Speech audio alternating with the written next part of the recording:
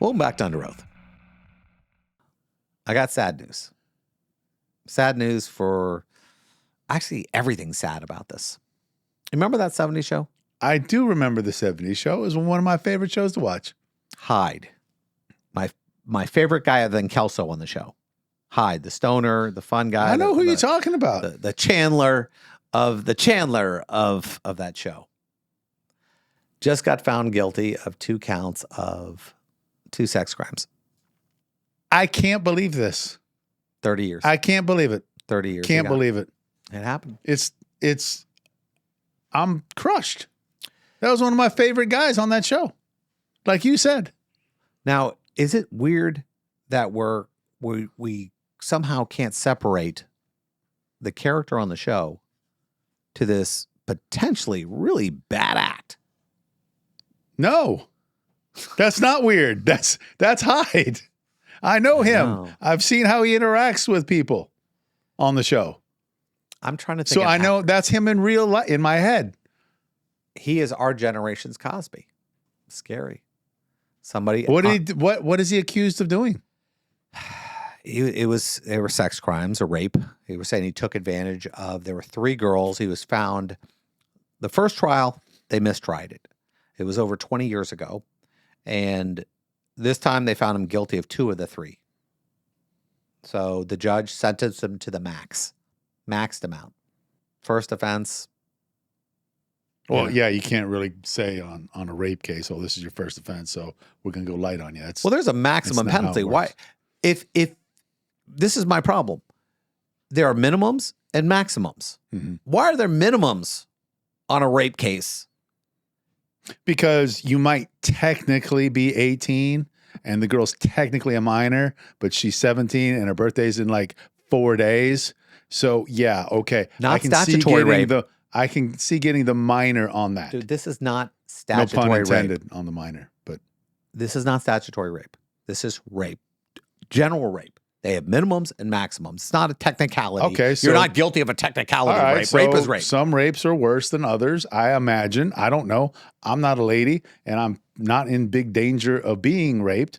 But if somebody took advantage of somebody else while they were out drinking with each other, and then somebody passes out and they don't continue to consent, even though you were going home to have sex, and they pass out once you get there, and you decide, okay, I'm still going to have sex, that is on the lower end of spectrum as opposed to grabbing somebody randomly in a parking lot, throwing her trunk, driving her to the cabin, and raping her until you're done. Part 2. Do you agree that those at least in theory are different and deserve different punishments? Problem is part 2. Danny Masterson is a Scientologist. The girls were Scientologists. They brought in how the church tried to cover this up, and it became this huge drama in the trial. Not the act of itself, but how weird Scientology is and all this other stuff that allowed this not to be reported for over 20 years. Why did the lady not report it for over 20 years? Claim that the church didn't want her to do it. Their word against his word that this never happened. And he says it never happened? He's saying it never happened.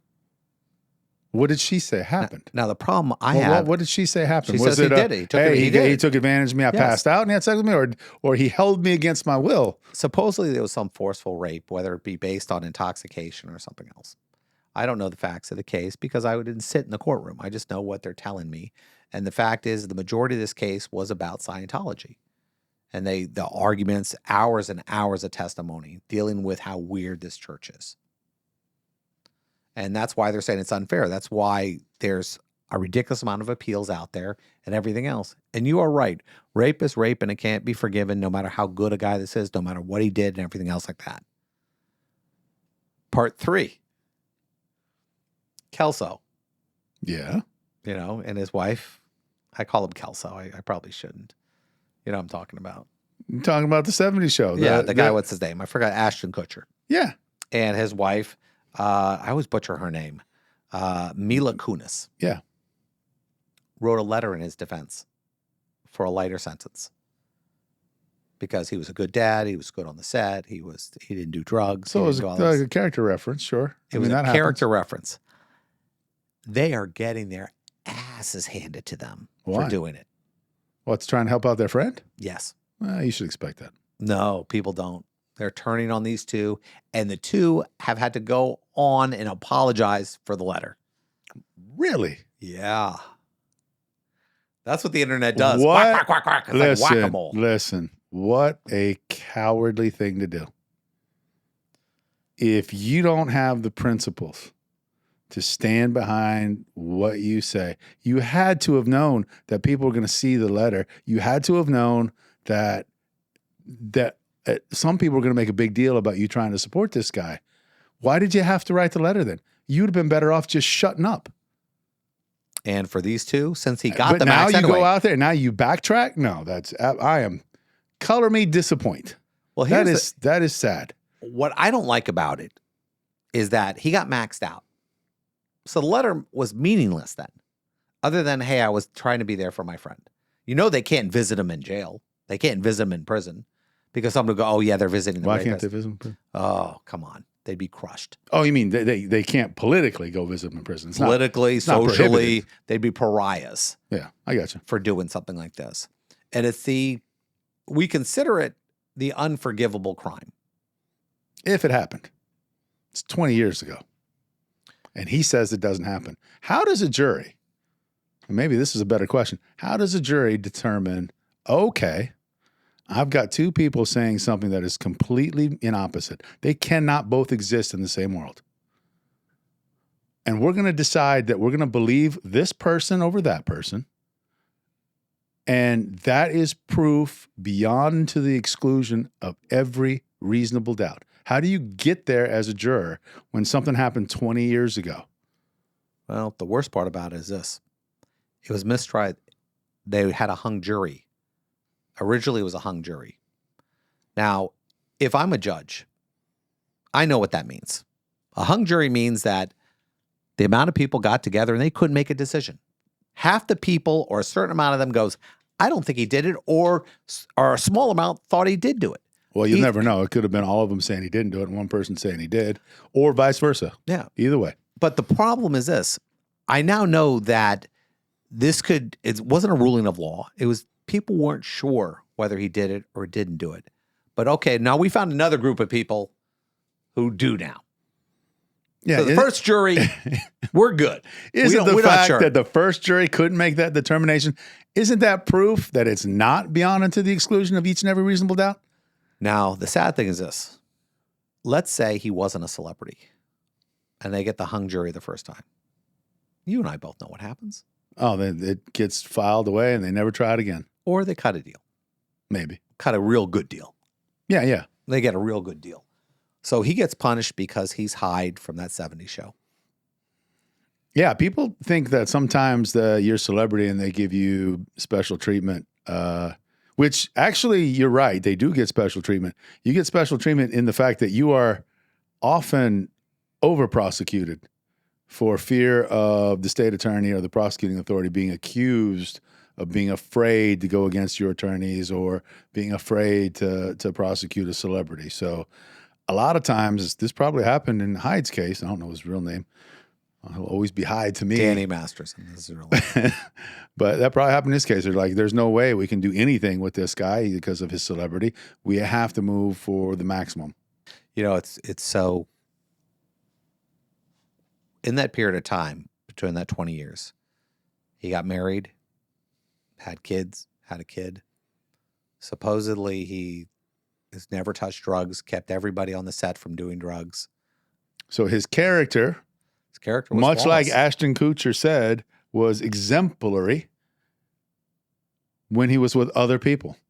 So almost like this one rape allegation was an anomaly, something that is against the character of everybody who knows him. Shouldn't that count, or it should have counted, I would think, in an accusation that is over 20 years old? What was her reason for not coming forward again? The church told her not to? The church kept it from happening. So what happened? What happened in 20 years that you listened to the church for years 1 through 19, and all of a sudden year 20, you're not going to listen to the church anymore? I was on a jury once on one of these sex cases. The only jury I've ever been on. You remember when these morons put me on the jury? Well, Never put an attorney They on the might jury. not have had a choice. Idiots. They had a choice. You might There not were have 40 said the other right people. things. I said the right things. I said, don't put me on. I know you, Jeff. You probably said, no, I can set aside all of those preconceived notions and be a completely fair and neutral arbiter of facts. Yes. You probably didn't say the right thing. They didn't ask me anything. That was the problem. Well, how did they know to throw you off? Just the fact that you're because the judge looked at me and goes, "Hey, Mr. Kaufman." I go, and he goes, "Mr. Kaufman, do you know you're being picked for a jury? I don't expect to get on this one." That's all I said. And these morons put me on as the alternate because they thought that I couldn't affect the jury. Now, here's what a lot of people don't realize: juries don't stop talking. Oh, they do realize that. Everyone in the court system knows it. I didn't know it. I go in the back room, the women back there, and this one dude goes, "Do you see the way he was looking at me? You see the way he was looking at me? I think he did it." I'm going, this is just jury selection. He's guilty before you've heard one bit of evidence. And I told him, he has to look at you. He has to participate. But for me, this guy would have been found guilty. And I guarantee that room was full of people who had these issues, who had these beliefs. They had this concept, oh, celebrities do this, they don't do this. It's impossible to get true justice from a jury. I don't think you're going to get it, especially when it's a he said, she said. I don't like unfairness in the fight. It's like you're on one side and you're going, okay, everyone's got knives. Well, this guy now gets a bazooka. I mean, that's what happens when they start bringing in other people's acts to show you're guilty. You're talking about the prosecution using the letters from emails and letters from Scientologists who were writing checks. Were they writing checks? Supposedly money. They pressure her not to testify? Yeah, they're going, here, we'll give you some money. You know, and they're protecting their own interests, not Danny Masterson's. I understand that. You know, it's like the studio system in Hollywood where they'll pretend they'll allow somebody to be gay and they'll hide it. They'll go, okay, we're going to bring a girl in for you to date for next week because we don't want it to affect our profits.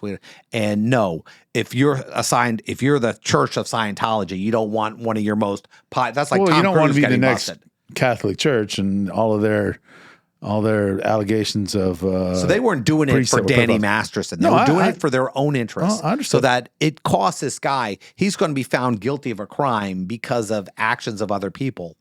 I don't like it. I don't think it should come in. I agree. Now, past acts. So he's got a good appeal. I don't know. No? It's California. You know, things don't get overturned easy there. Speaking of which, in California, didn't they make it so that they could bring this just recently? I mean, the statute of limitations. You were talking to me about this before we started, that the statute of limitations on it used to be 15 years, and they changed it to 20? There were some adjustments made. You know, that's the problem. But for that adjustment, this case would have not one of them, brought. I think, would have felt one of them wouldn't have been able to be tried. I think one of the things wouldn't have been tried. But 20 years later, come on, man. You know, it's so difficult. You're sitting there and juries believe you did something for just sitting there. Jeff, you and I could be accused of anything from 20 years ago. How would we defend ourselves?